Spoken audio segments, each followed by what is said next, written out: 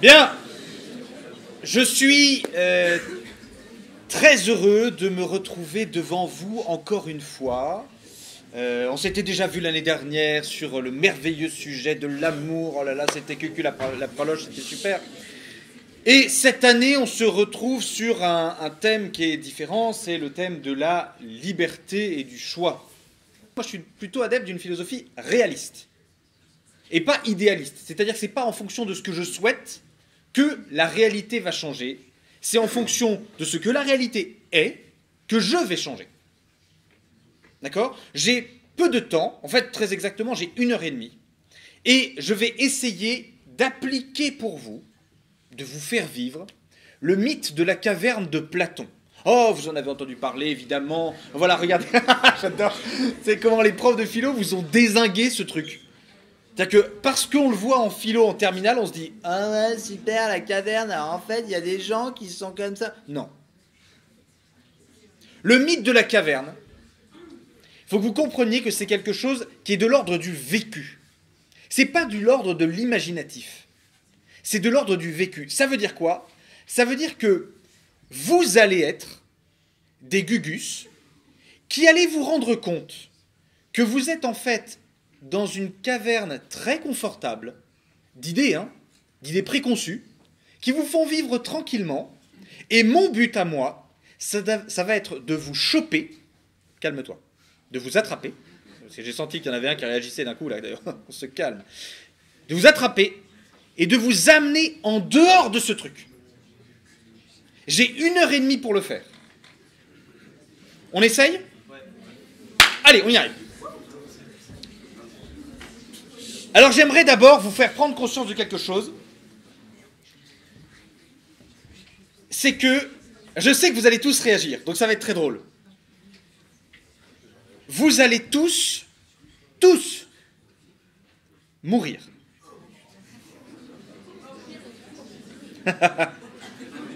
J'aime trop parce que, vous voyez, là il y a plusieurs réactions. Il y a vraiment plusieurs réactions. Il y a tous ceux qui ont déjà vécu le décès d'un proche, qui sont comme ça. Ouais. T'as tous ceux qui n'ont rien vécu de tout ça, qui sont on va mourir. Parce que justement, ceux qui ont vécu le décès d'un proche, ils sont capables de se dire ouais, je sais. Et en plus, quand c'est un proche qui est mort jeune, vous savez, quand c'est un ami, par exemple, il s'est fait renverser par un bus ou autre chose. Ah, vous n'êtes pas prêts, c'est 8h30 du matin.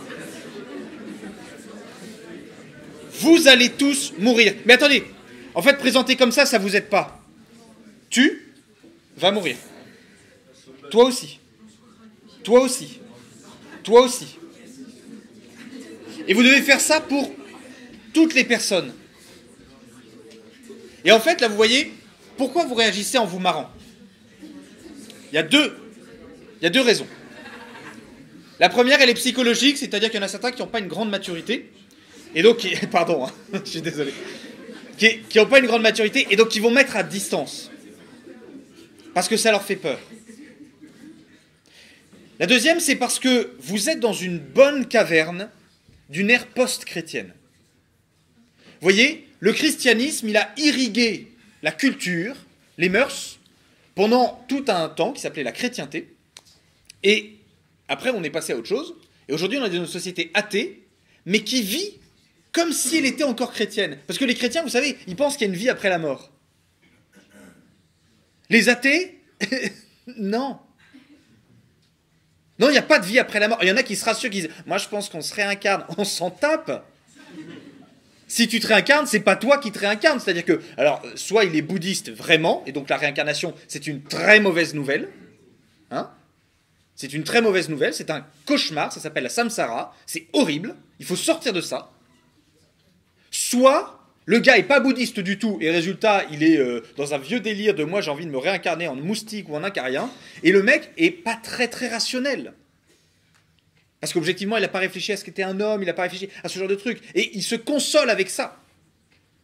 Mais je t'annonce très clairement, je te le dis, ta vie va s'achever, et le décompte est déjà lancé. Et pour certains, ça va être très long, pour d'autres, ça va être très court. D'accord ? Ça, c'est la réalité de ta vie. Je suis désolé de te le dire comme ça, mais j'ai pas le temps de prendre de gants. J'ai pas le temps de prendre de pincettes. Tu vas mourir et il y aura un terme. Et toute ta vie, t'auras beau essayer de faire plein de trucs, toute ta vie va être finalisée par ça. Et tous tes choix, on fait le lien, tous tes choix doivent être pris en fonction de ça. Si tu subis ta vie en permanence, si tu es complètement en train de te dire voilà, alors au niveau de mon orientation, alors je sais pas trop ce que je vais faire.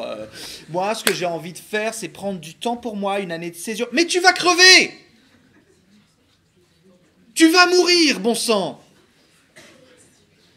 Il y a des personnes qui vont se réveiller, on va en parler un petit peu après, à 50 ans. Parmi vos parents, là. Il y en a qui se réveillent, qui disent « Oh putain, je vais mourir. Et je suis DRH. Et j'aime pas ça. J'ai perdu 50 ans de ma vie. »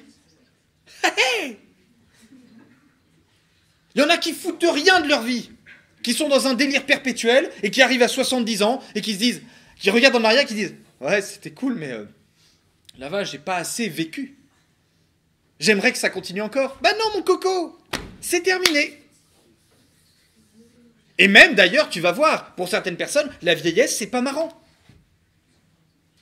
T'as beau être un gars, un milliardaire, et ben ça se trouve, tu vas finir par porter des couches. Tu peux être une personne qui a été canon toute sa vie, une star des réseaux sociaux, Instagram, etc. Mais t'en fais pas, tu vas finir par perdre la mémoire, à yoyoter de la cervelle, à plus reconnaître tes enfants. Mais c'est ça la réalité de la vie humaine. Et la mort a tellement foutu le camp, en fait, de notre société, on n'en parle pas de la mort. On n'en parle pas. Et quand il y a une petite pandémie qui arrive, là, d'un coup, on se dit « Oh, mais mince, mais en fait, on va mourir !» Mais oui, bravo! Il y a des gens qui meurent tous les jours, oh là là, c'est incroyable. Il y a des gens qui meurent tout seuls tous les jours. Vous savez, imaginez-vous la scène, vous êtes sur votre lit, là, de maison de retraite ou d'hôpital, et il y a des gens qui sont autour de vous, qui vous regardent d'en haut, là, vous êtes en bas, et qui vous regardent d'en haut, et qui vous disent « Allez, c'est le moment. Rideau. Rideau, il n'y aura plus rien. Terminé. Tu vas fermer les yeux. Fini. Tu vas être tout seul à mourir. Ils vont pas t'accompagner dans la mort. Tu vas être tout seul. Tu n'auras pas tes richesses. Tu n'auras pas tes proches. Tu vas être tout seul à vivre ce moment. D'accord? C'est ça l'horizon de ta vie. C'est ça l'horizon de ta vie. Et si tu ne le comprends pas, tu ne peux pas commencer à vivre. Alors je sais, je suis désolé, je vous le dis, parce que c'est violent ce que je suis en train de faire avec vous. C'est violent parce que, en fait, on ne vous prépare pas à ça. On ne vous prépare pas. Et donc il y a 3 attitudes qui vont naître en vous. 3 attitudes qu'il faut accepter, qu'il faut surmonter, qu'il faut dépasser. La première attitude, c'est la révolte. Dans un premier temps, la révolte et la peur. Hein. C'est-à-dire, on va se dire, non, mais moi je ne veux pas mourir. Ou même, on va commencer à se dire, mais la vie, c'est de la merde vu qu'on va mourir. Vu qu'il y a un terme, c'est nul. Vous savez, c'est comme si toi, tu disais que la récré, c'était nul parce qu'elle s'arrêtait. C'est un peu débile. D'accord, tu vas pas dire, mais moi, je veux pas de récré parce que ça s'arrête. Bah non, profite de la récré. Ça, la révolte, vous voyez, l'absurdité de la vie, ça a été très longtemps porté par tout un courant sartrien, même parfois certains Nietzschéens qui se font un petit délire sur ça, sur la mort. La mort en se disant la mort est absurde, la destinée humaine est absurde, pourquoi je dois vivre, pourquoi on m'impose de vivre, j'ai pas demandé à vivre, et on va m'imposer de mourir. Donc mes parents m'ont condamné à mort. Oui, ce genre de retournements qui sont complètement débiles, vous voyez. Non, tu as un laps de temps. Une fois que tu as franchi cette petite révolte adolescente, hein, parce que c'est une révolte normale, t'as pas envie que ça finisse, eh ben, il faut que tu passes à une autre étape qui s'appelle l'acceptation. J'accepte, c'est pas drôle, la récré va se finir, c'est pas marrant, mais j'accepte. J'accepte que ça fait partie de mon ADN, que je vais de toute manière mourir, que j'aurais beau me mettre un masque, j'aurais beau me faire vacciner de toutes les maladies possibles, j'aurais beau me prendre des compléments alimentaires, j'aurais beau faire du sport, j'aurais beau aller à la salle tous les jours, tu vas crever. À un moment ou un autre, tu peux reculer le terme, mais tu vas mourir. Tu vas mourir. Donc il faut passer par cette acceptation. Accepter en soi cela, c'est pas simple. C'est pas simple. Troisième étape, on commence à vivre. Ce qu'on appelle, ce qu'on a thématisé par la gratuité. Ce temps que tu as entre aujourd'hui et le terme, ce temps-là, il est à toi. Il n'est qu'à toi. C'est ta vie. C'est pas la vie de tes amis. C'est pas la vie de tes parents. C'est pas la vie de tes profs, pardon. C'est pas la vie de la politique. C'est pas la vie de ton gouvernement. C'est ta vie. À toi. Et donc c'est à toi d'en disposer. D'en disposer comme tu veux. Vous voyez, cette conférence, elle arrive au moment où vous allez entrer complètement dans l'âge adulte. Je ne vous cache pas que on n'est pas rassuré. On n'est pas rassuré quand on se dit que quand on sort de terminale, on a affaire à des adultes. Moi, vous voyez, quand je vois arriver les étudiants en première année de l'IRCOM, là, en sciences politiques, là où j'enseigne, je me dis, oh là, c'est ça les adultes. Ah ah. Et ça vote. Ah ah. C'est la catastrophe. Parce que souvent, c'est des personnes qui, en fait, commencent à peine à réfléchir. Commencent à peine à réfléchir à leur vie adulte. Mais justement, cette vie adulte, il faut s'en emparer. Il faut la garder. Il faut la prendre. D'abord la prendre et ensuite la garder.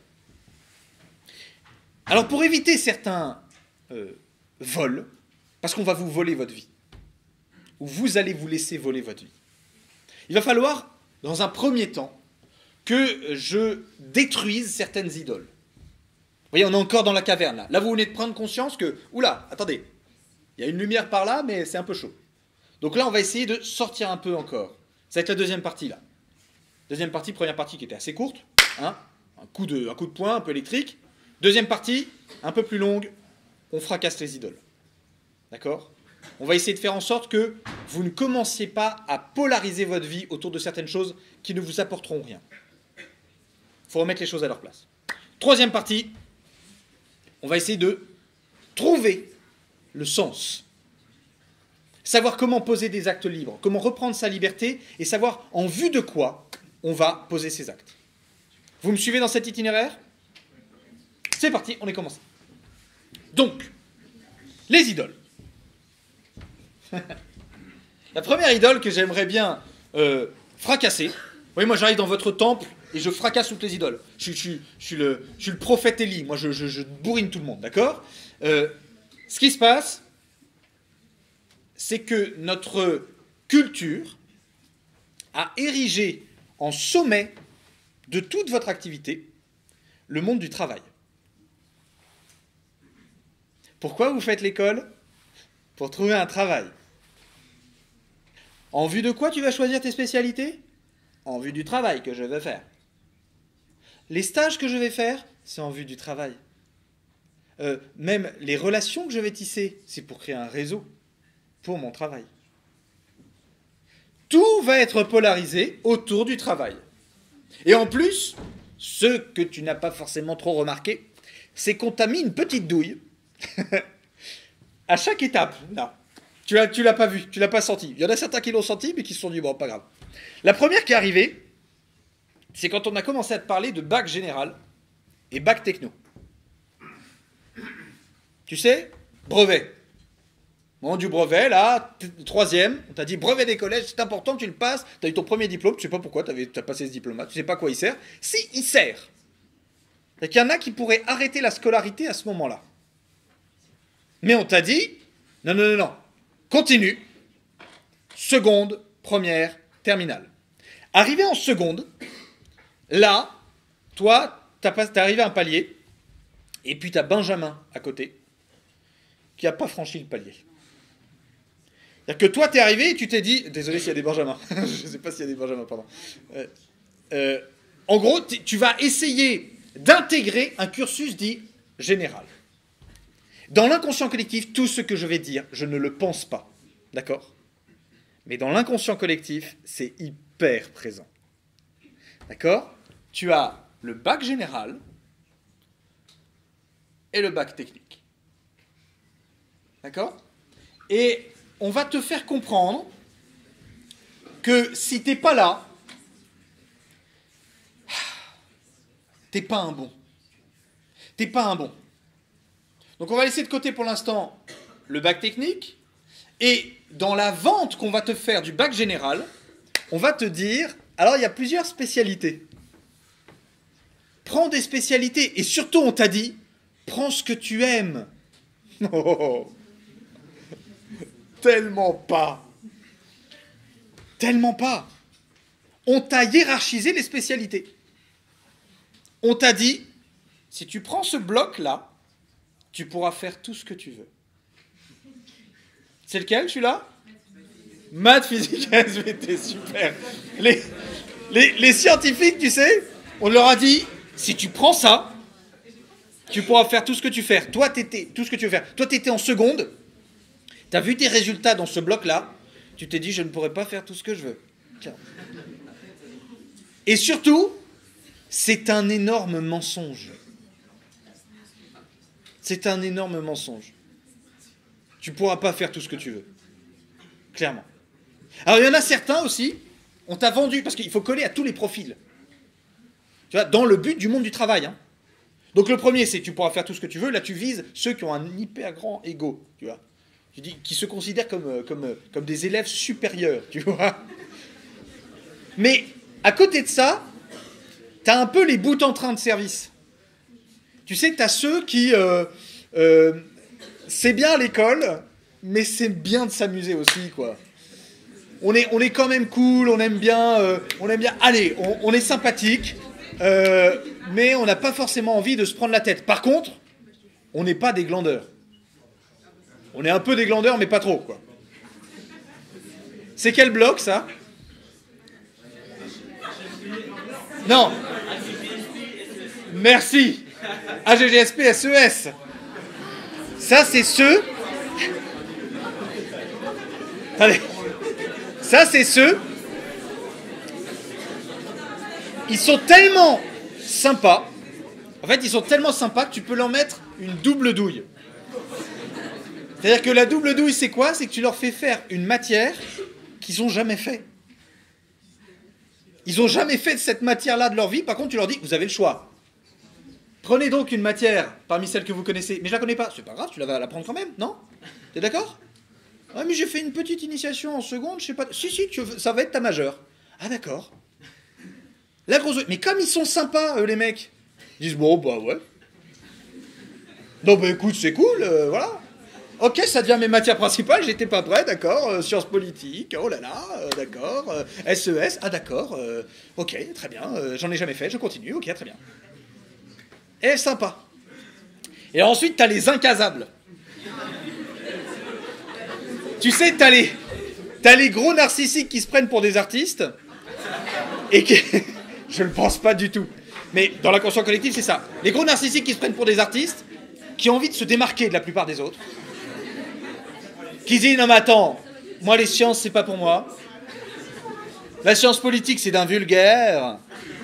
Je préfère la noblesse des humanités. Et là, c'est bon, t'as tous les humanités, t'as tous les trucs comme ça. Et ça, c'était en seconde. En seconde, on t'a dit, alors tu veux quoi? Et inconsciemment, t'as ces trois profils, toi. Donc tu dis, moi je peux pas être un élève super, je vais quand même pas être un narcissique. Bon, là je prends celui du milieu, c'est pour les sympas. T'en as d'autres qui se disent, alors moi clairement, dans ma famille, on a tous été super. Je serai super. T'es une bille en physique, m'en fous. Je continuerai là-dedans. Et puis t'as ceux qui se disent, ah mais moi je vais pas aller dans ces deux-là. J'ai envie de me faire un truc pour ton avenir. Je m'en fous de mon avenir. L'important, c'est de saisir la vie telle qu'elle me vient dans la main. Voilà, ce genre de truc. Voilà. Mais, là, tu es dans le haut du panier. Parce que tu as tous ceux qui, eux, n'ont pas pu accéder à super, sympa et puis narcissique. Eux, c'est les techniciens. Tu sais, on va leur dire, tu fais un bac ST et tu rajoutes n'importe quelle lettre après, tu t'en fous. Tu les bourres, tu sais, voilà.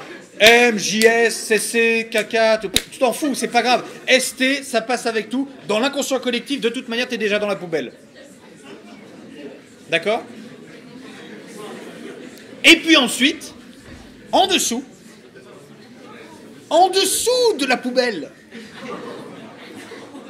dans le jus de poubelle, tu sais, il y a Benjamin qui a arrêté en 3e. Lui, c'était ton pote, tu sais, il était avec toi en 3e. Paf, seconde, toc, disparu. Ah, plus Benjamin. Qu'est-ce qui s'est passé, Benjamin? Voilà, ça c'était en seconde. Et on t'a fait en plus, on t'a mis un petit peu la pression en te disant, c'est pour ton avenir, c'est pour ton travail. C'est pour ton travail. Ah là là. Moi, vous savez, je compte les jours, ça fait une journée de plus depuis que je n'ai pas utilisé le théorème de Pythagore. Un compas. Les identités remarquables. Les suites. Une journée de plus sur lesquelles je n'étais pas utilisé. Au travail. Et puis, tu as les gros débiles qui vont te dire, mais si, mais tu les utilises sans t'en rendre compte, en fait. Ah bon? Les identités remarquables, AB carré plus B... Non, mais tu te fous de ma tronche. Et ça, c'était en seconde. On a laissé passer la première, on t'a dit, allez, tu dois en éliminer une dans les 3. Ok, tu en as éliminé une dans laquelle tu étais le moins bon. Normalement, tu l'as joué stratège. Bref, ça c'était en première. On t'a laissé tranquille pour la première. Et là, en terminale, il y a le même monsieur ou la même madame qui arrive et qui te fait la même stratégie. Mais la même, mais c'est tellement gros que ça passe. On va te dire, alors, après le bac, si tu veux faire ce que tu veux, il faut que tu fasses des prépas. Les élèves super, des prépas. Tu feras ce que tu veux. C'est pas vrai. Tu feras pas ce que tu veux. Pareil. Alors là, le monsieur commercial qui arrive et qui veut viser les élèves qui sont sympas, qui se sont pris une douille. Il dit, ils ont l'air d'aimer ça. Je vais leur en remettre une. Je vais leur vendre des formations où je vais leur dire, c'est sympa comme formation. Il y a un super BDE. Il y a un bon réseau. Les soirées étudiantes sont très sympas. On part à l'étranger en plus. C'est quand même très sympa. Sans parler de la formation. Tu parles pas du tout des matières. Ah non. Ça, de toute manière, ils ont l'habitude de se prendre des douilles sur des matières qu'ils n'ont pas l'habitude de faire. Donc on s'en fout. Présente l'aspect sympa. École de commerce. Youpi! Et alors les lourds, les narcissiques, eux, tu as 2 stratégies. Soit tu leur vends rien du tout, et tu leur dis, va dans l'université, va dans la fac. Soit tu leur donnes un truc qui n'a rien à voir avec tout ce qu'ils ont fait dans leur scolarité. Psychologie. Architecture. Mais sauf qu'en architecture, ils n'ont pas repéré qu'il fallait des maths. Donc ça va finir en aménagement d'intérieur. D'accord? Ça, c'est pour le haut du panier. Mais on se rappelle de la poubelle? Non, on n'y est pas encore à Benjamin. D'abord, c'est la poubelle. Tu sais, les sciences techniques.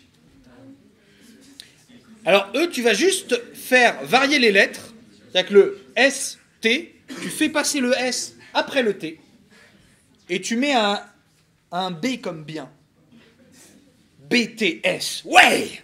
Et pareil, tu mets n'importe quelle lettre à côté. BTS com, BTS sam, BTS tin. Et c'est parti, tu mets ce que tu veux.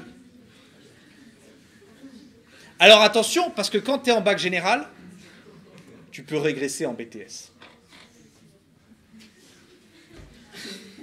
Là, c'est l'échec. Oh là là, la catastrophe. T'as essayé, tu sais, t'as fait... Ah, je veux l'université, la prépa, l'école de commerce. BTS com. Et ça, c'est l'inconscient collectif. Et Benjamin? Mais qu'il est où, Benjamin? Il réapparaît, Benjamin. Benjamin, il réapparaît. Comment il réapparaît? C'est-à-dire que lui, il fait une formation, c'est à peu près, tu sais, C-A-P. Il a fait son brevet, puis il arrive, CAP, coiffure, boulangerie, tu prends n'importe quoi. Et cette formation sert de menace à ceux qui sont dans le bac général. Tu veux finir coiffeur? Bah oui. Ah bon. C'est génial de répondre ça à quelqu'un qui vous dit ça. Tu veux finir quoi, boulanger? Ah ouais, carrément. Ah bon. Et ça, on va vous dire, vous avez le choix. À nouveau, vous avez le choix. Et alors, on vous présente les formations, comme en seconde. Alors, tu veux faire quoi? Tac, tac, tac, tac, tac, tac. Toi, si tu as fait un bac super et que tu dis, je veux être coiffeur, on va te dire, qu'est-ce que tu n'as pas compris? Qu'est-ce que tu n'as pas compris?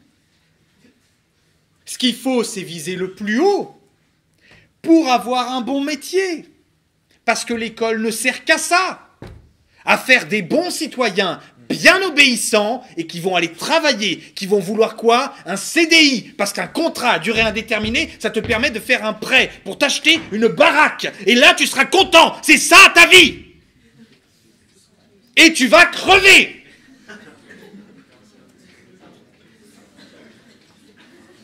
Pardonnez-moi, mais moi, en tant que philosophe, je dis, c'est de la merde. C'est pas ça, la vie.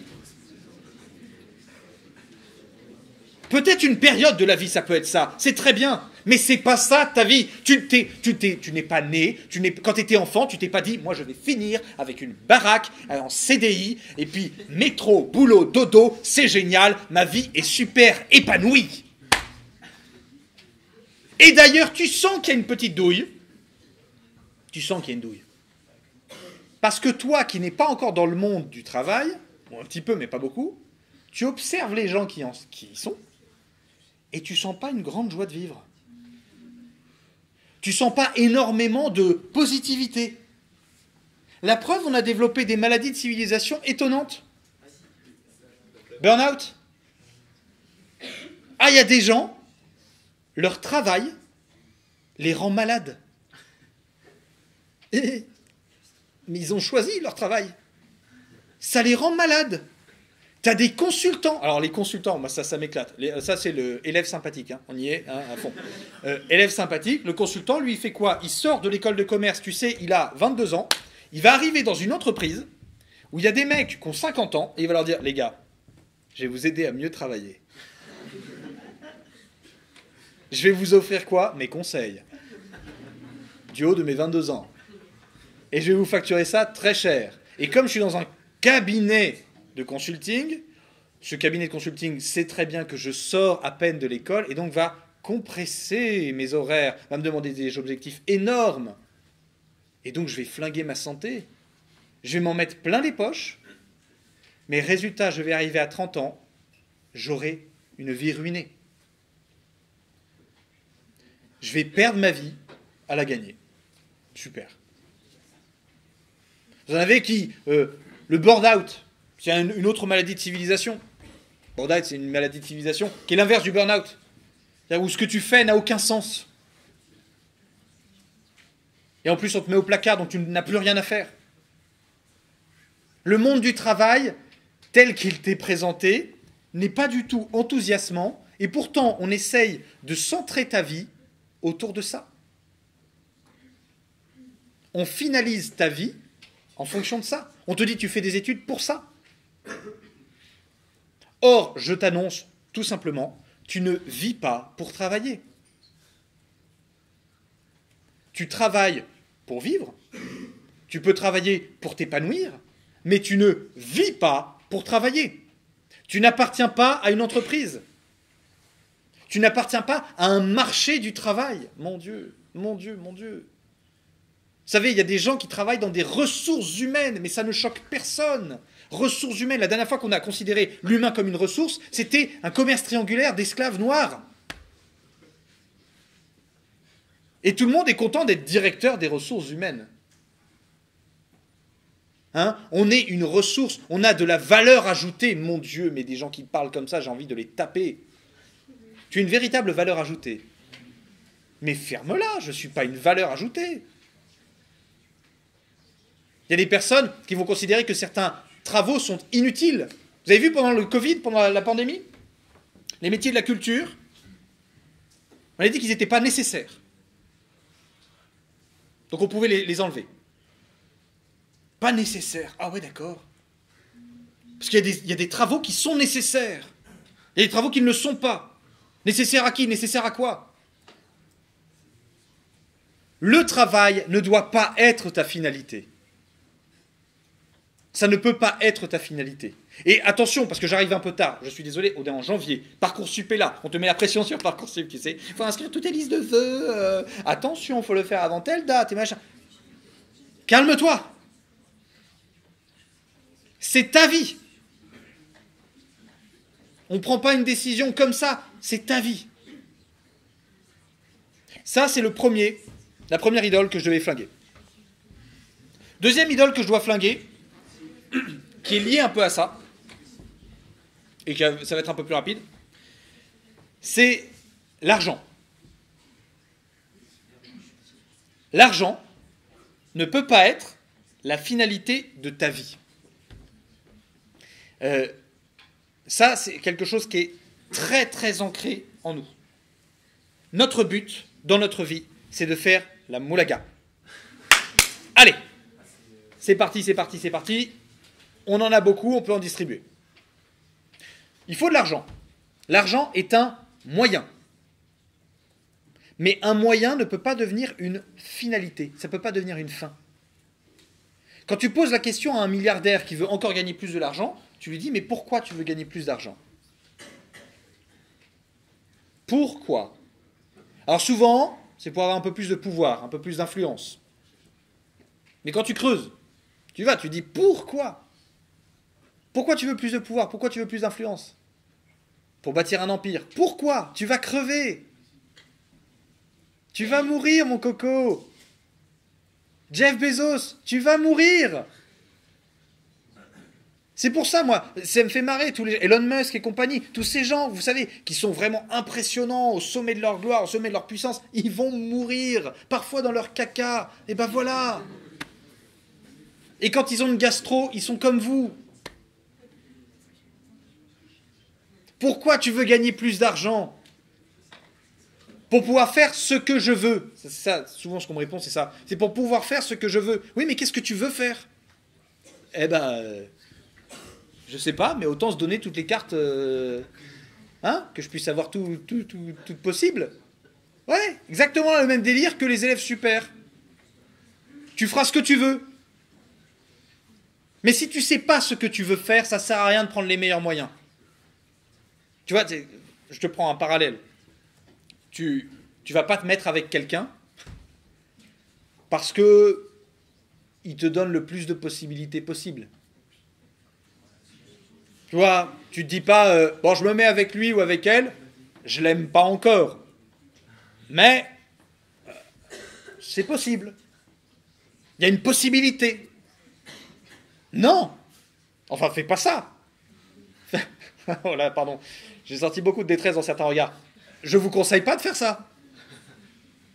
Ça sert à rien de prendre les choses qui vont te donner les meilleurs moyens. Pareil, tu vas pas te prendre le meilleur téléphone qui te fait 15 000 trucs que tu vas payer 1800 balles, alors que tu vas utiliser 5% de son utilisation. Ce serait bête.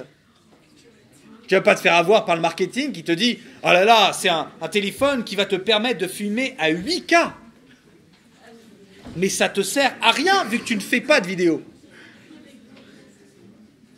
Là, tous ceux qui ont le dernier iPhone, ils se disent oui, c'est vrai.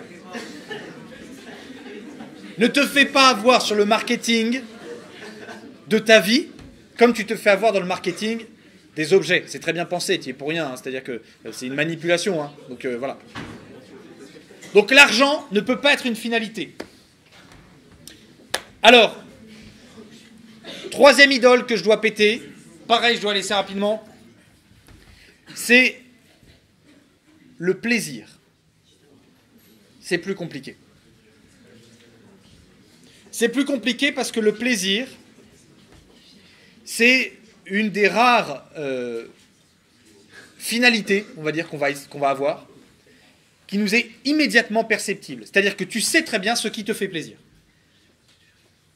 Donc tu te dis, je vais me diriger vers ce qui me fait plaisir.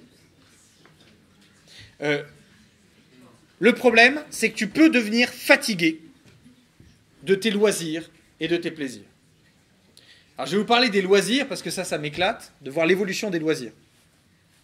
Les loisirs, ce qui est intéressant, c'est de voir le comportement qu'on a par rapport à eux. Prends en exemple les séries. Les séries, c'est top. On peut regarder le temps que tu passes sur les séries.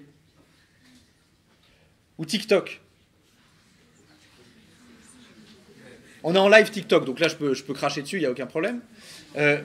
TikTok, ce qui est intéressant, c'est de regarder, tu sais, normalement ton téléphone peut te donner le nombre de temps que tu passes sur l'application.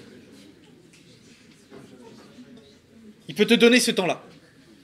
Quand tu regardes le temps que tu as passé sur TikTok, sur YouTube, sur un jeu quelconque, etc., eh ben, ça te fait prendre conscience du temps que tu as passé à essayer de te faire plaisir. Je dis bien essayer de te faire plaisir, parce que en réalité, tu ne te fais pas plaisir. En réalité, tu t'injectes un petit peu de dopamine, mais tu ne te fais pas réellement plaisir. Tu n'éprouves pas une réelle joie. On va parler aussi des loisirs collectifs. On est la première société, vous savez, qui fête rien. C'est-à-dire que les Celtes, par exemple, nos ancêtres les Celtes, ils fêtaient le passage des saisons. Je vais me dire, c'est un peu débile, hein, mais eux, voilà, on passe de l'automne à l'hiver. Youpi, sortez la cervoise, on va danser en cercle, c'est super, c'est génial. T'as les chrétiens, ils ont une fête par jour, tu sais, et nous fêtons aujourd'hui la Saint-Michel. T'as tous les Michel qui font « Ouah, c'est ma fête !» Ils sont pas chrétiens, ils s'en foutent, hein, mais c'est ma fête, ils sont très contents. Les juifs, ils fêtent plein de choses, les musulmans, ils fêtent plein de choses. La société occidentale fête pas grand-chose, en fait, le Nouvel An. Super. Sans jamais se rappeler que c'est une année de plus qui te rapproche de ta mort. Ça, c'est pas voilà. Noël, oui, Noël, mais attention, rien à voir avec la première fête, à savoir au Dieu Soleil, la deuxième fête, à savoir à Jésus, rien à voir. Ni Hanouka, ni machin. Noël, c'est on s'offre des cadeaux, pourquoi ? Parce que c'est sympa. Voilà. Mais allons plus loin. Nous, on fait des fêtes. Pourquoi ? Pour rien. C'est-à-dire que tu as des gens qui t'invitent chez eux pour rien. Ils t'invitent à une soirée chez eux. Ils disent « Ah, je fais une soirée ce soir. » Pourquoi ? Parce que c'est le soir. Et la preuve, c'est qu'il n'y a tellement pas de motif de se réjouir qu'il ne faut pas arriver au début. Il ne faut pas que tu arrives dans les premiers, parce que dans les premiers, c'est toi qui dois mettre l'ambiance. Tu vas devoir te creuser la cervelle pour te dire « C'est hyper sympa. » Ou alors, il faut que tu arrives fracasse. Tu arrives déjà complètement pété. Donc tout devient motif de fête, tu vois. T'arrives à appuyer sur la sonnette, oh, bravo moi. Et les gens se retrouvent en soirée comme ça. Alors il se passe pas grand chose d'ailleurs pendant ces soirées. Si, on se met une murge, on essaye des substances, on visite des cavités buccales avec sa propre langue, et voilà. Et on rentre le soir avec un sentiment de complètement inanité, c'est-à-dire que, enfin, le soir on s'en rend pas forcément compte, hein, parce que déjà si on arrive à retrouver le chemin de chez soi, on est pas mal, mais quand on arrive chez soi, le lendemain, quand on se réveille, on fait « Oh, plus jamais !» Ou alors on dit « Mais c'était de la daube !» Et puis t'as la version un peu plus adulte, invention occidentale. On va faire la fête, alors qu'est-ce qu'on fait ? On sort en boîte. Le mot ne nous inquiète pas du tout.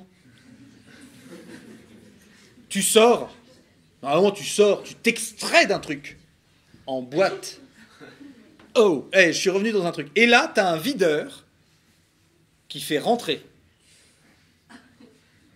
Ils ont tout inversé, en fait, dans cette histoire. Tu as un videur qui fait rentrer.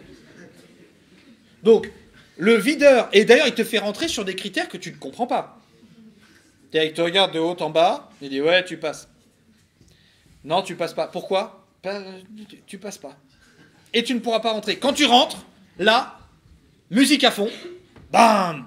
T'as tes lunettes qui se fissurent, donc tu peux pas discuter avec des gens, c'est pas possible. Hein. T'as un bar où une conso, un petit verre, te coûte l'équivalent de l'ensemble de ton compte en banque, plus ton PEL, plus ton livret A. Voilà. Le seul endroit où tu peux parler avec des gens, c'est aux toilettes. Tu n'as pas envie d'aller dans ces toilettes-là. Crois-moi, il se passe des choses, tu n'as pas envie d'y être. Et donc, il te reste quoi à faire? Danser. On en parle de la danse. Là, on est dans l'idole des plaisirs. Hein. La danse. La danse, alors, pendant longtemps, la danse, c'était fait pour rassembler les gens, donc ça se dansait toujours en groupe. Alors, pendant un temps, on jouait sur le côté séduction, c'est-à-dire on se touchait sans se toucher, on s'éloignait, on se machin. D'autres, c'était des danses voilà, bretonnes, où on joue la convivialité et compagnie. Nous, on danse bizarrement. C'est-à-dire qu'il y a deux aspects. Soit tu joues la danse plutôt féminine dans le genre je suis moi-même objet de désir. Tu vois? Alors là, c'est très simple. C'est-à-dire que non, tes chaussures à talons, plutôt. Tu débloques les hanches. Tu vois? Comme tu sais pas trop faire, tu sais pas trop quoi faire de tes bras, tu sais. Donc tu vas monter tes bras. Mais tu sais pas pourquoi. Tu montes tes bras. Et là, comme tes mains sont en haut, tu te dis, il faut bien que je fasse quelque chose avec. Donc tu les mets dans tes cheveux. Comme ça te demande beaucoup de concentration de faire tout, tu vas fermer les yeux. Et mine de rien, tu vas fermer la bouche parce que c'est très compliqué. Voilà. Ça, c'est le summum de notre danse. C'est merveilleux. Et puis après, t'as la danse plutôt masculine. Alors là, je dis masculin parce que mais ça peut être inversé, hein, voilà. Mais en gros, c'est la personne qui soit ne connaît qu'un seul move et va le répéter tout le temps. Tu vois, il connaît un truc, voilà, et il va te le refaire toute la soirée. Soit il sait pas danser du tout. Et donc, soit il reste dans un coin, mais bon, c'est plié, il va pas en boîte. Soit il va scanner la salle et il va dire, je vais copier tous les mouvements que je vois. Mais sauf que cet abruti ne réfléchit pas et ne se dit pas, il y a une différence de sexe, visiblement. Et donc, tu vois des gars, par exemple, qui sont comme ça, je sais pas pourquoi. Alors, bon, instinctivement, pour mesdemoiselles, vous, c'est plus compréhensible que vous libériez les aisselles, parce que vos glandes à phéromones sont ici. Hein. Donc, ah oui, ah bah, on apprend des choses. Hein, voilà. Donc instinctivement, voilà, quand une femme... C'est pour ça qu'une femme, d'ailleurs, se recoiffe sans vouloir se recoiffer. Vous savez, elle fait comme ça, elle relève la mèche, elle rappuie 2 fois, pour ramener la mèche qu'elle vient de relever, ça sert à rien, et elle passe en arrière. Souvent en entretien d'embauche, vous repérez quand c'est une stratégie d'évolution, hein, c'est lié à notre évolution, on y parle. Alors que les mecs, il n'y a pas du tout de glande à phéromones à cet endroit-là. Donc à part faire puer tout le monde, t'as pas grand-chose à faire, quoi. Et normalement, la soirée en boîte, elle se finit, si elle se finit très bien, par de la baise avec quelqu'un que tu connais pas et que tu verras jamais. Et ça, c'est la fête.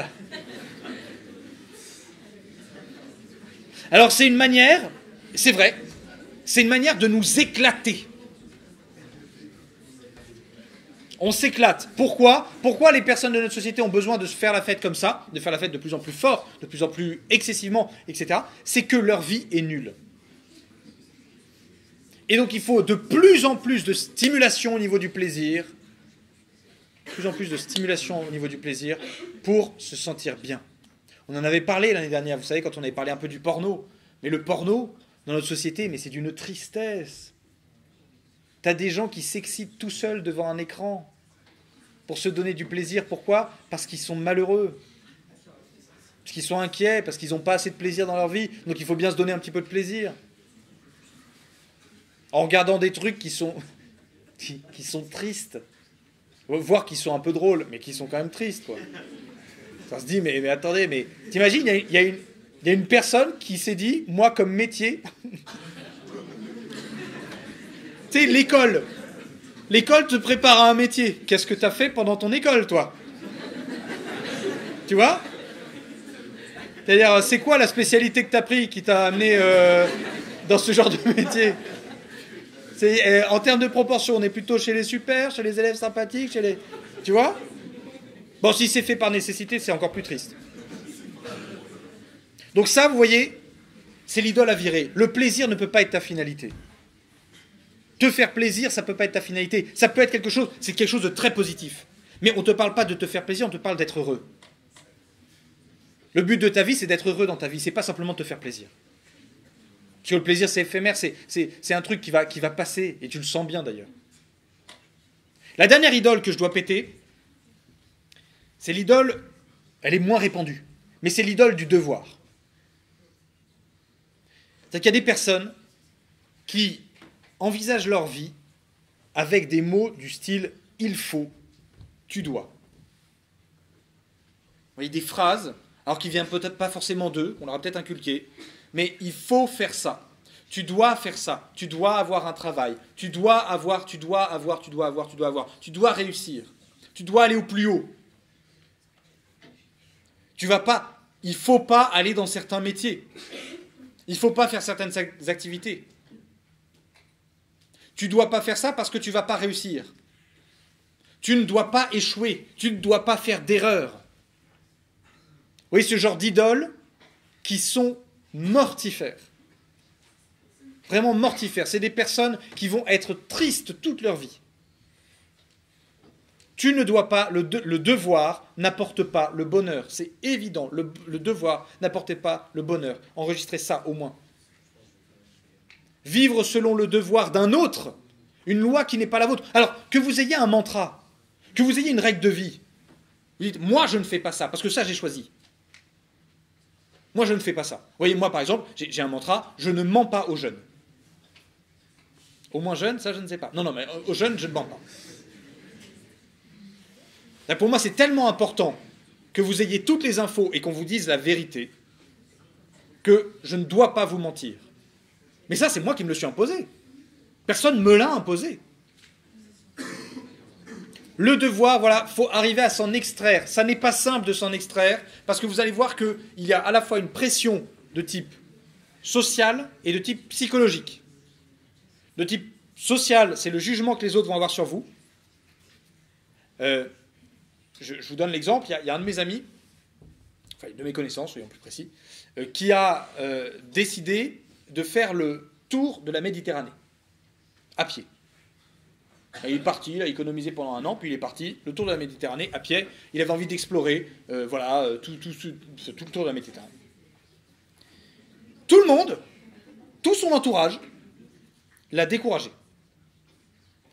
Lui a dit, mais tu ne te rends pas compte ? Ça va te prendre 1 an et demi. Tu ne vas pas trouver de travail après. C'est dangereux. Tu te rends pas compte que tu vas laisser tes amis. Tu vas laisser ta famille. Tu as des endroits où tu ne vas pas pouvoir capter, donc on ne saura pas où tu es. Et ainsi de suite, tout un tas de raisons. Lui, il a dû se blinder, mais vous imaginez pas, se blinder. Il a décidé de le faire. Il a fait son petit tour, son grand tour. Il est revenu. Les mêmes personnes lui ont dit « Waouh, bravo pour ce que tu as fait, c'est incroyable ce que tu as fait. Oh, moi, je serais incapable de faire ce que tu fais. Vraiment, ça me donne envie. Ah, dis donc, tu peux me raconter, tu pourrais écrire un livre. Bande de débiles. » La pression sociale qui va vous décourager sur vos souhaits, sur ce que vous avez envie, qui vous l'a déjà fait. Vous en rendez pas compte, mais ça a déjà fait. Hein. Entre vos désirs quand vous aviez 12 ans et vos désirs aujourd'hui, ça a été cassé. Ça a été cassé à cause de quoi ? À cause de rencontres, à cause d'avis qui vous ont été donnés, à cause d'infos que vous allez avoir, des pressions sociales. Et ensuite, la pression psychologique. Là, elle est plus subtile. C'est des espèces de barrières mentales qu'on se met. C'est-à-dire que toi, tu as envie d'être danseur, danseuse, Et psychologiquement, tu ne peux pas. Tu te dis, non mais non, c'est pas possible. C'est pas possible, j'y arriverai pas. De toute manière, c'est pas un métier qui rapporte, c'est un milieu pourri, et ainsi de suite. D'accord? Ça, c'est les pressions psychologiques. Donc, il faut le virer. Paf! Vous voyez là? La caverne, là? Chantez tous les trucs qu'on doit virer. L'idole du travail, vous me le virez. C'est pas ça la vie. L'idole du plaisir, vous le virez. L'idole de l'argent, vous le virez. L'idole du devoir, vous le virez. Mais monsieur, qu'est-ce qui nous reste, en fait? Qu'est-ce qui va pouvoir nous boussoler? Eh bien, on y arrive. J'ai jusqu'à quelle heure, juste? 10h20. Ok. On est carrément à la bourre. C'est bien, c'est très bien. Ça va le faire. Je vais sabrer un peu. Ok. Alors, parce que j'aimerais bien qu'il y ait un temps d'échange et de questions aussi. Donc c'est pour ça. Alors, on va essayer ensemble de trouver ce qui donne du sens à notre vie. Et là, le problème, c'est que donner du sens, vous qui êtes de gros cartésiens, vous entendez cette expression en vous disant « c'est donner de la signification à ma vie ». Donner du sens. Faire ce qui a du sens, c'est faire ce qui a de la signification. Que dalle. Donner un sens à sa vie, c'est donner une direction. Aller dans le bon sens. Dans la bonne direction. C'est trouver une direction. Et d'ailleurs, donner du sens, le sens, vous savez, c'est ce qu'on a appelé pour désigner la sensation humaine. On a 5 sens. 5 sens. On a des sens internes, mais on a des sens externes. On a 5 sens externes. Eh bien, ces sens nous donnent une connaissance. Alors, le problème, c'est que quand il s'agit de savoir où on va, l'orientation, c'est orientation, c'est l'Orient. Se diriger vers l'endroit où le soleil se lève. Donc je me dirige là où il y a de la lumière. L'orientation, donner du sens à sa vie, c'est trouver l'endroit où je veux aller. La direction, et en plus ce truc qui va donner de la lumière à toutes les étapes que je vais passer. Le problème, c'est que souvent on va aller voir des conseillers en orientation. Peut-être que vous en avez déjà vu, des conseillers en orientation. Le conseiller en orientation, il n'est pas, je vous le dis, ce n'est pas un expert pour vous dire où vous allez devoir aller. C'est un expert pour vous dire comment vous allez y aller. Sauf que la plupart du temps, vous allez le voir en lui disant « Je ne sais pas quoi faire. Je ne sais pas quoi faire de ma vie. » Et donc, il va vous faire passer plein de tas de tests et il va faire le discernement que j'appelle le discernement de la fourmilière. Vous savez, en fourmilière, ce qui se passe, c'est qu'il y a des larves et les ouvrières repèrent que les larves sont plus ou moins d'une certaine manière, et donc les mettent ouvrières, soldats, et ainsi de suite. Et donc, que va faire le conseiller en orientation? Il va vous faire passer une batterie de tests, et il va vous dire, voilà, en fonction de telle qualité, tel truc que je vois en toi, tu serais très bien dans tel métier. Le travail est foiré. C'est complètement raté. Vous voyez, si on commence comme ça, c'est complètement raté. Reprendre les choses à la base, c'est comment? C'est trouver ce qui peut être une finalité pour vous. C'est la première étape. Trouver ce qui peut être une finalité pour vous. C'est-à-dire trouver ce que vous voudriez faire de votre vie, pas de votre travail. Votre travail sera un moyen de réaliser peut-être, mais ce n'est pas ça. Alors, on va essayer de procéder un petit peu en interaction. Si vous aviez des verbes, si vous deviez choisir parmi des verbes, ce seraient lesquels que vous aimeriez qui caractérisent votre vie?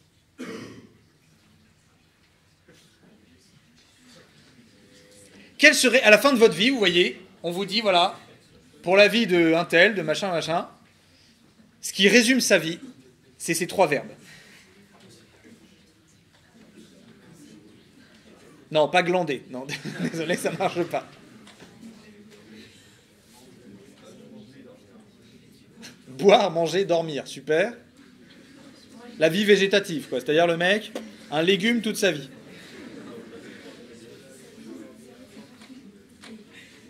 Vous voyez là ce qui est en train de se passer? Je ne vous demande pas de réponse. Parce que je sais que c'est une question qui est très personnelle. Vous voyez ce qui est en train de se passer là? Je suis en train de vous faire envisager votre vie d'une autre manière. Je ne vous demande pas ce que vous voudriez faire, je vous demande, à la fin de votre vie, vous aimeriez que ce soit quoi qui ait coloré votre vie? Certains, ça va être transmettre. Moi, j'ai besoin de transmettre.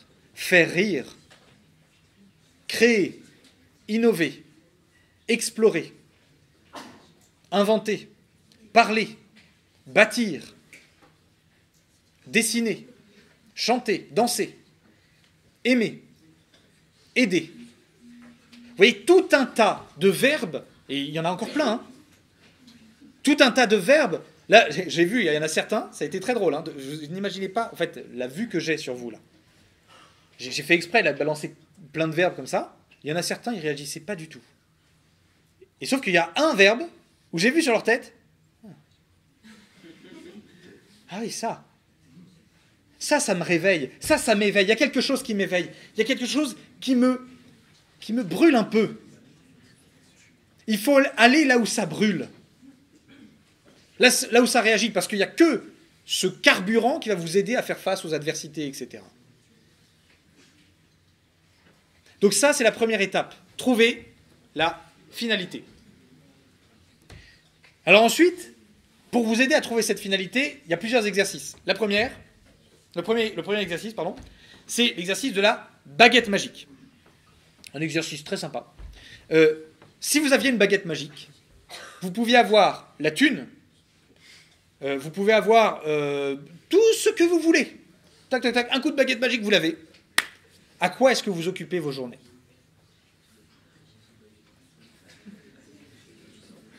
À quoi est-ce que vous occupez vos journées? Parce que la baguette magique, ça va vous occuper 4 jours. Hein. Tac, tac, tac, tac, tac, tac, vous avez déjà tout, c'est bon. À quoi est-ce que vous occupez vos journées? J'avais posé cette question-là à des éducateurs spécialisés. Et il y en avait un qui avait levé le doigt, qui a dit, moi, je vais élever des labradors. Et alors, les gens se sont tournés, ils se sont dit, mais pourquoi? Et il a dit, parce que j'adore les labradors. Point. Rien d'autre?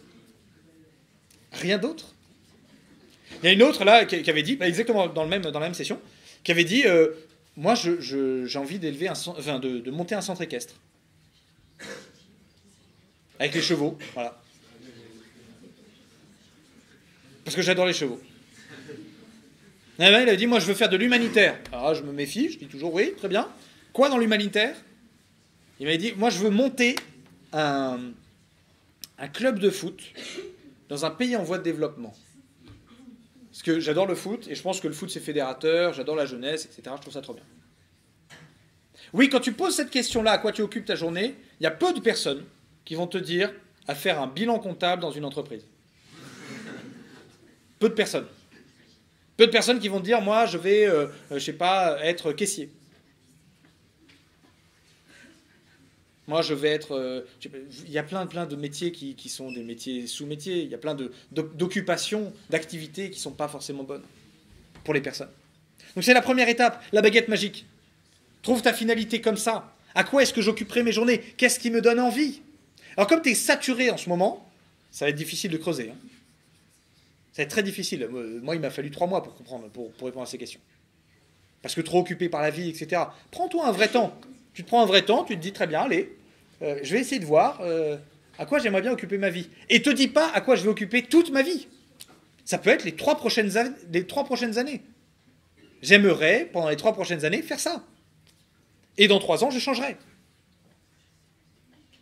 Qu'à la fin de ta vie, quand tu auras ta couche, tu ne puisses pas te dire « j'aurais tellement aimé faire ça ». Et je ne l'ai pas fait parce que je n'ai pas osé. Ça, c'est dommage. Parce qu'on ne peut pas tout faire dans la vie. Hein.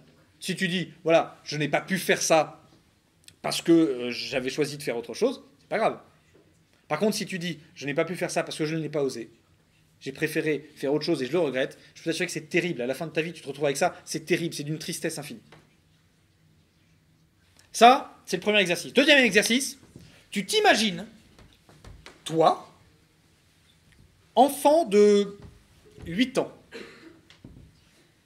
8-10 ans. Et tu te mets, toi, enfant, comme ça, sur tes genoux, et puis tu commences à lui raconter ton projet de vie. Alors voilà, moi, après mon bac super, je vais faire une prépa pour devenir ingénieur. Je ne sais pas trop en quoi.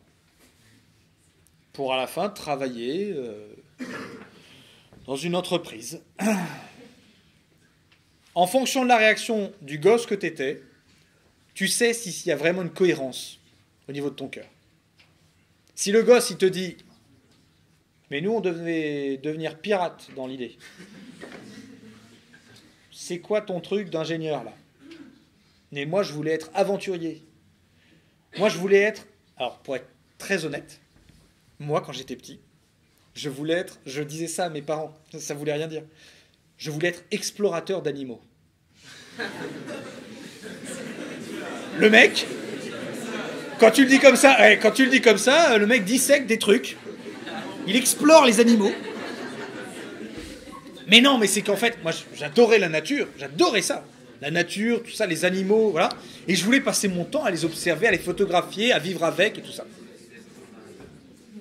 Après, j'ai découvert que, voilà, la philo, c'était justement le fait de cette découverte de la vie, cette découverte, tout ça. Enfin bref, ça c'est autre chose. Cette connaissance, cet émerveillement constant. Mais vous voyez, quand on est enfant, on a des désirs. Alors, on peut être passé par plein de désirs. Hein. Moi, je vais être clown. Je vais être une clown, en même temps une pirate, et en même temps une infirmière. Clown, pirate, infirmière, je dois t'avouer que c'est pas facile à trouver. C'est pas simple. Mais il faut voir. Parce qu'après, tu peux rentrer en dialogue avec cet enfant. Qu'est-ce que t'aimais dans le fait d'être pirate ? La liberté, l'aventure, les océans, tout ça. Ok, infirmière, t'aimais quoi ? Faites d'aider les autres. Clown. Bah là, je vois, j'aime bien faire rire les gens, j'aime bien, voilà, c'est drôle. Ok. Bah t'as tes 3 verbes. Aider, explorer, faire rire. Ça va être ça ton mantra, ça va être ça ta vie. Vas-y. Pars en humanitaire si t'as envie, monte une association, fais quelque chose. De toute manière, ces 3 verbes, ils seront là. Ils seront là. Donc cet exercice, voilà, il faut le faire. Une fois que tu as fait ça, eh ben, il va falloir que tu envisages, c'est la 2e étape, la possibilité. Ah ça. La possibilité, c'est compliqué parce que en France, en pays anglo-saxon, c'est pas du tout la même chose. En pays anglo-saxon, un enfant fait un gribouillage immonde, tu as tout le monde dans la classe qui fait « Wow, it's amazing! You do that? You're my man !» Non.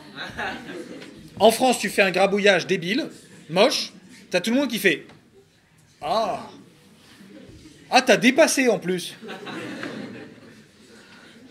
En France, on a été habitué à repérer l'erreur.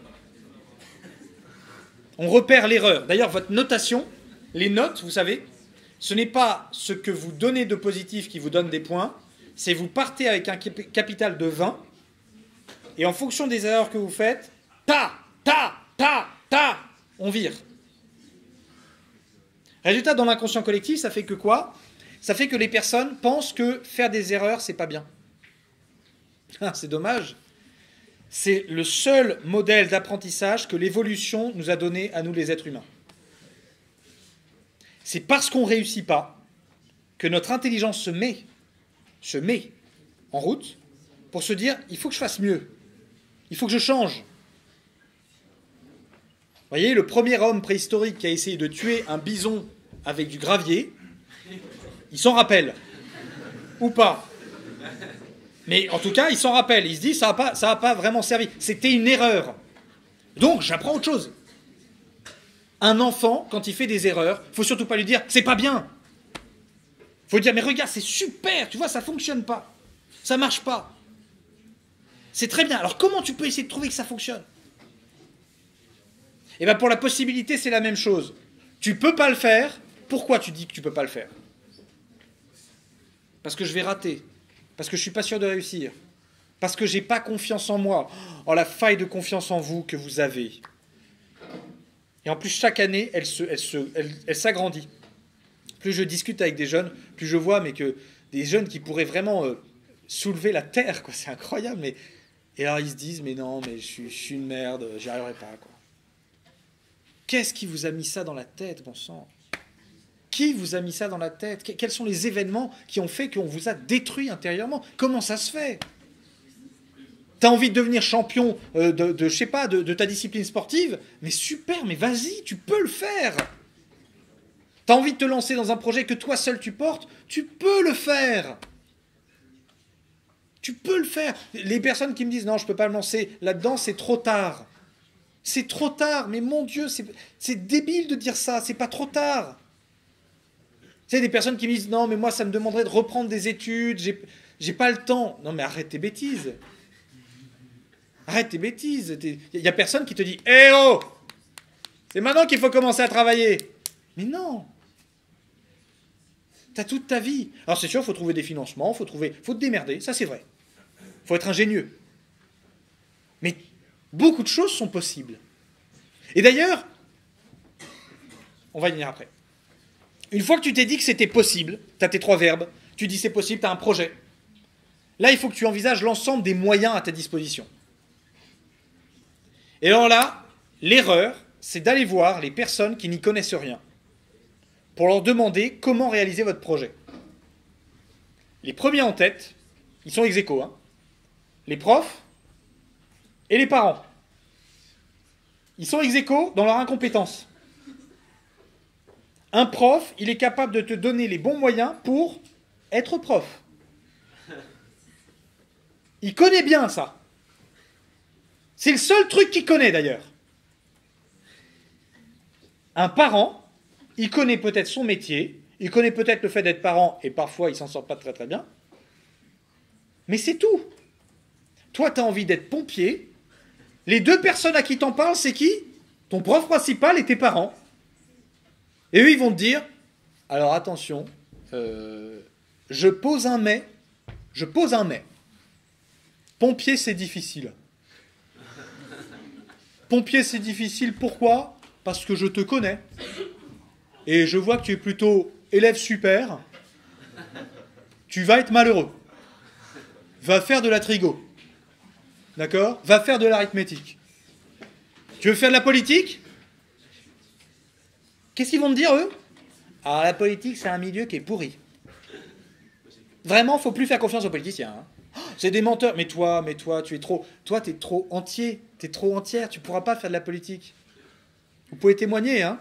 Il y a des personnes qui connaissent très bien le milieu politique, qui sont juste ici. Allez voir ce genre de personnes pour faire de la politique. Ne commencez pas à discuter à vos parents, à vos profs, ils n'y connaissent rien. Ils ne vous donneront pas les bons moyens. J'avais un étudiant qui était venu me voir, qui m'avait dit « Monsieur, je vais être youtubeur. » Super. Il a dit « Mais mes parents ne veulent pas. » D'accord, ok. Donc j'avais dit « Très bien. Ce que tu vas faire, tu vas aller à Paris, à un événement, je sais pas, tu sais, les conventions et tout ça, où il y a plein de youtubeurs qui se réunissent, et tu essayes d'en choper un, qui est un peu gros, et tu lui dis comment y arriver. Il y va, et il a eu la chance de tomber sur Squeezie.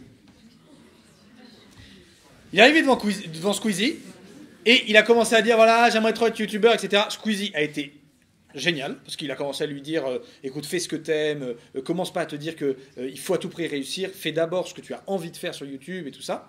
Et il commence à lui expliquer oui, mais mes parents veulent pas trop parce qu'ils ont peur, travail, machin, famille.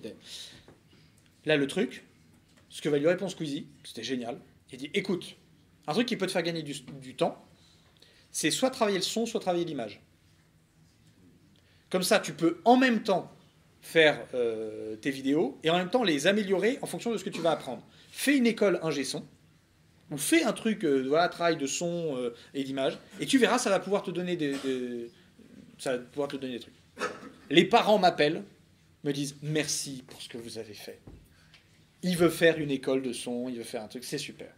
Alors naturellement, j'avais envie de lui dire mais tais-toi. On s'en fout qu'il fasse une école de son. Il avait besoin d'être encouragé sur son projet et merci Squeezie parce qu'il l'a fait. Allez voir les personnes qui font déjà ce que vous avez envie de faire. Alors, allez pas tous voir Squeezie si vous avez... Pardon Squeezie si tu vois cette vidéo. Et voilà, considérez que voilà, considérez que c'est nécessaire d'aller voir les bonnes personnes pour choisir les bons moyens. Une fois que vous avez envisagé tous les moyens possibles, il va falloir en choisir un. Et c'est là que le choix a lieu. Tu te rends bien compte que, pour l'instant, je ne t'ai jamais parlé de la liberté et du choix. Parce que jusqu'à présent, la liberté et le choix, ça n'intervient pas.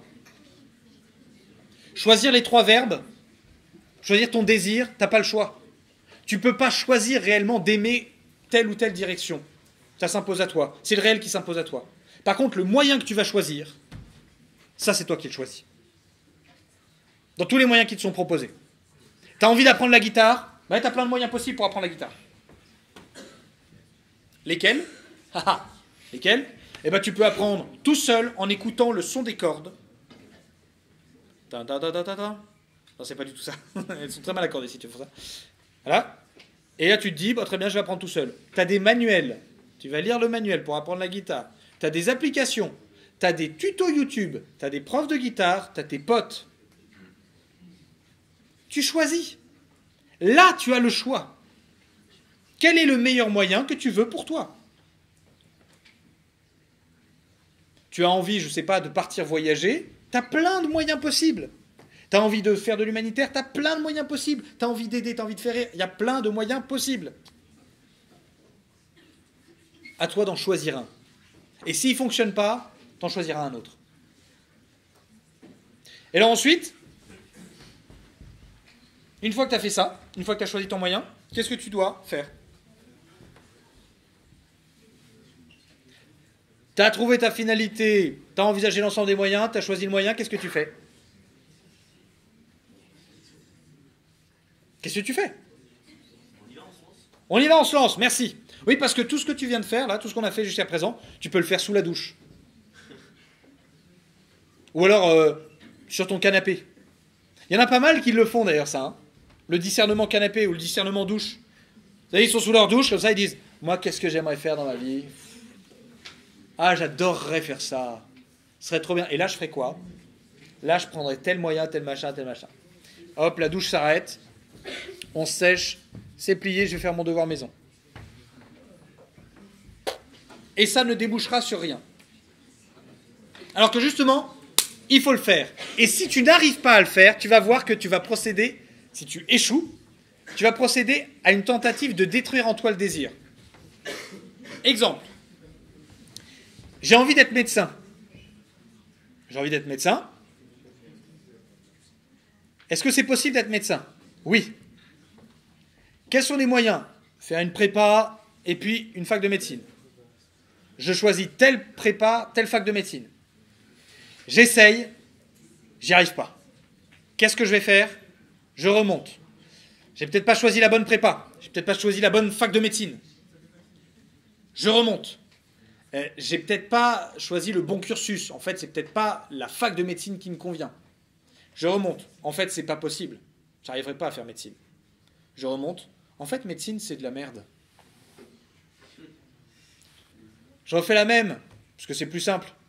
J'ai envie de me mettre en couple. C'est possible de me mettre en couple? Oui. J'ai plein de partenaires possibles. J'en choisis un ou une, ça fonctionne pas. J'ai pas choisi la bonne. En fait, j'ai pas forcément choisi les bons partenaires. En fait, ça se trouve, je peux pas être en couple.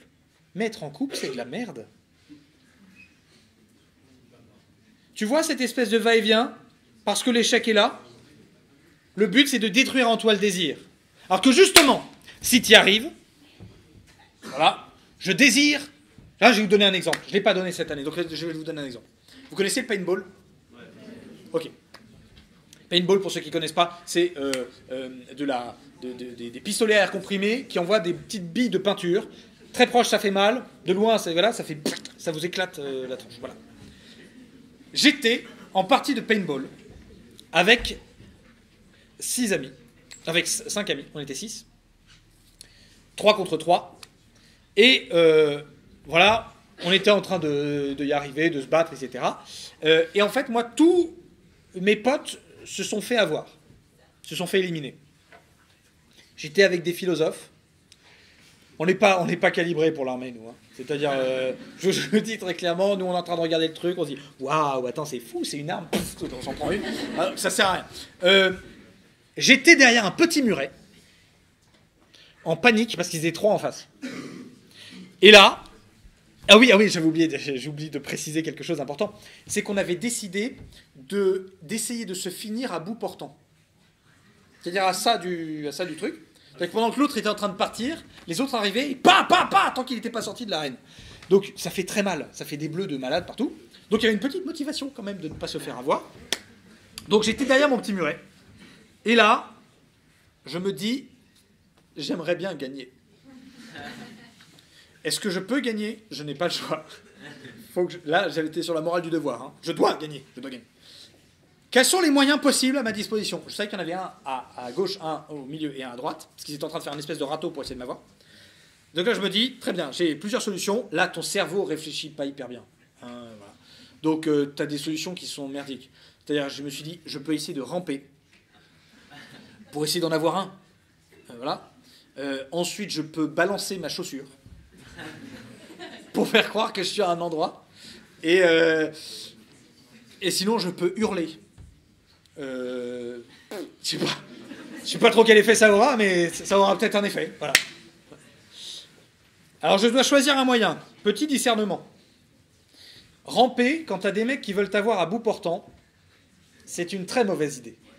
Parce que peut-être que tu en auras un, les deux autres peuvent se ramener, et là, tu es fini. Tu as le temps que tu te relèves, etc. Tu as 16 bleus, ça marche pas. Balancer une chaussure. Alors, mon père a fait l'armée, et m'a toujours dit, quand tu campes ou quand tu es un machin, tes chaussures, c'est le premier truc que tu mets si tu dois partir en courant. S'en fout que tu sois à poil, il faut que tu aies des chaussures, il faut que tu puisses courir. C'est sûr que si tu balances une chaussure et qu'après tu es comme ça devant tout le monde, ça va pas le faire.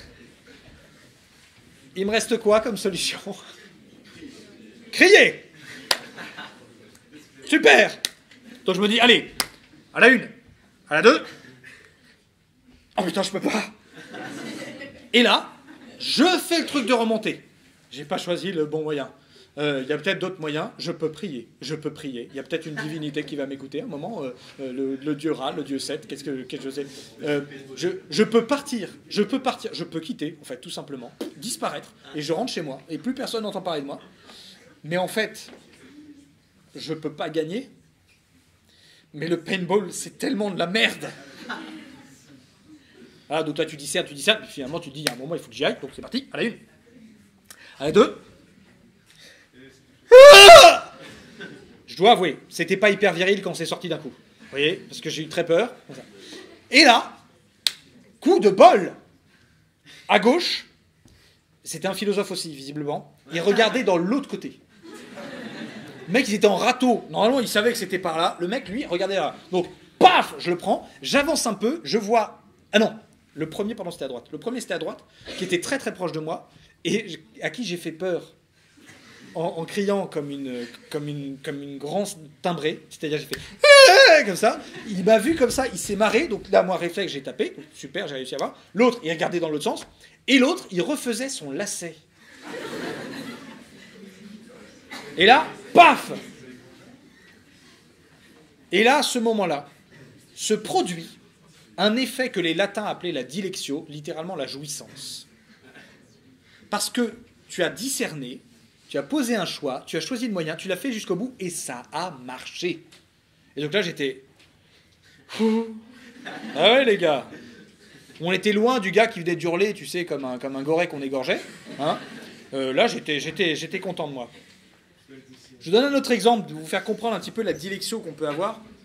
J'avais des étudiants, le 1er avril, qui avaient décidé de me faire une petite blague. Ils avaient voulu faire la blague de l'éponge mouillée sur la chaise. De la même couleur que la chaise, évidemment. Voilà. Et alors, dans un premier temps, ils se sont dit que c'était une bonne idée de faire ça. Et qu'en plus, c'était possible. Donc, ils ont envisagé tout un tas de moyens. Voilà. Ils ont envisagé le fait de mettre les surveillants dans le coup, etc. Je sais pas, de trouver des... Et puis en fait, ils en ont choisi un parce qu'ils ont repéré que je suis un peu stressé, moi, avant les interventions, avant les cours et tout ça. Et donc j'ai des petits rituels. Qui se voient pas trop, mais j'ai des petits rituels. Et notamment, j'arrive, voilà, je suis un petit peu dans mon monde, bonjour à tout le monde, bonjour à tous, voilà, j'installe mes affaires sur le bureau. Et ils se sont dit, si on arrive à perturber ce rituel, il ne va pas regarder sa chaise. Et donc, ils m'ont envoyé le faillot du groupe, qui, moi j'arrive, tac, tac, tac, tac, tac, tac, tac, et là il me dit, monsieur, j'ai pas bien compris la dernière fois, le cours, comment c'était, je sais pas, voilà. Et là je lui dis, oui, pas de problème, on en parle plus tard, d'accord? J'approche la chaise, schla. Bon, il y a un principe physique qui s'appelle la capillarité, qui fait que l'eau a du mal met un peu de temps à monter dans un environnement sec. Mais monte petit à petit. Donc j'ai pas repéré tout de suite, moi, ce qui était en train de se passer. Par contre, je vois 3 guignols dans le fond de la classe, une banane jusque-là, à se dire, yes, on a réussi. La dilection totale. Donc ça a monté après, évidemment. Donc là, j'ai dit, mais qu'est-ce que c'est que ce bordel? Voilà, bref. Je les ai fait venir après. J'aurais dit, très bien, bon, c'est vous qui m'avez fait cette super bonne blague, on a bien rigolé. Et ils disent, oui, oui, c'est nous, voilà, on assume complètement, monsieur, vous pouvez nous... Voilà, donc je leur ai donné un devoir à faire sur la capillarité. Mais ils assumaient complètement. Ils étaient trop contents d'eux, en fait. Parce que c'était leur choix. C'était leur vie, c'était leur acte qu'ils avaient posé. C'était l'acte qu'ils avaient posé, c'était à eux.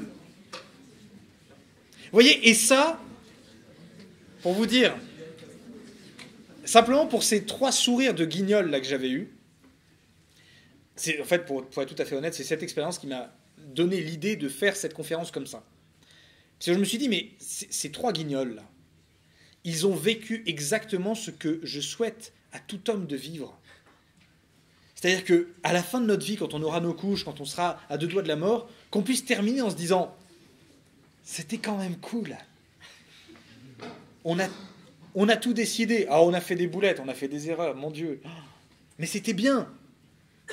Et on a été les responsables de notre vie, du début à la fin. Alors je vous souhaite de pouvoir exercer votre liberté, parce que ça va vous permettre d'être ce que vous devez être.